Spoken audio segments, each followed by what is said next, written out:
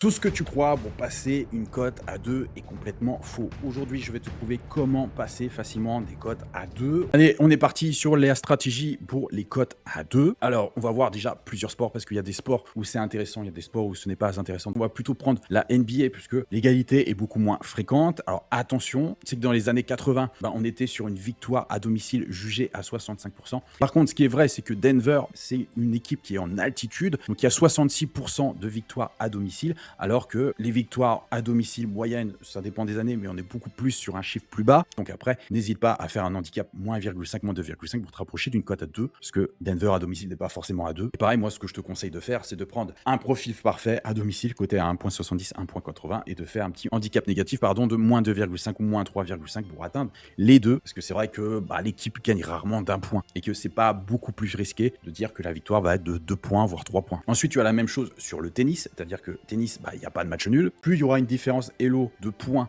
entre les adversaires. Donc 100 points, on est à 64% de win. 200 points, on est à 76% de win. Après, prends bien en compte aussi la surface. Donc terre battue, gazon et dur, c'est pas pareil. Donc moi, ce que je te conseille de faire, c'est de viser une cote à 2 avec un écart Elo et une surface compatible au profil du joueur. Donc pareil, si la cote est trop basse sur le tennis, tu peux utiliser le plus 1,57 ou moins 1,57, suivant s'il est favori ou outsider. Et pareil, si tu te retrouves avec une cote à 1,80, tu peux facilement passer à 2 avec moins 2,5 jeux, donc un asium handicap négatif. Donc si tu joues sur l'ATP et que tu vois un joueur breaker l'autre et ensuite il a le service, tu peux partir du principe qu'il ne se fera pas rebreaker. Bien sûr, le gros avantage avec les handicaps, c'est que tu peux fabriquer un 2. Bien sûr, je te d'être sur un bookmaker avec une marge plutôt faible, parce que plus la marge sera importante, plus la cote sera basse et plus tu vas peiner à passer tes cotes à 2. Si tu prends une cote à 2,05 et ça ferme à 1,90, c'est-à-dire juste avant le début du match, tu as une CLV positive et donc tu bats le marché. Je t'ai fait une checklist juste avant le bet pour sécuriser tes cotes à 2. Regarde ça avec précision, choisis bien avec overtime, donc après prolongation pour le basket. Pour tout ce qui est NBA notamment, regarde bien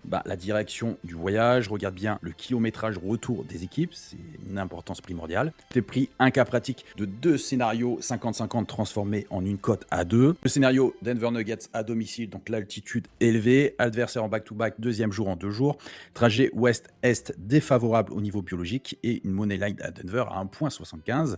Donc on va faire un handicap moins 3,5 points pour avoir une cote obtenue à 2. Et là, on a un edge estimé de 3 à 5% sur le long terme avec ce genre de technique. Donc voilà, pour récapituler, donc mise sur la NBA, sur le tennis, et tu peux aller chercher aussi le volley, le badminton et le tennis de table, mais évite absolument tous les sports où il y a un match nul. Je te dis à bientôt pour une prochaine vidéo, c'était Pro Matteo.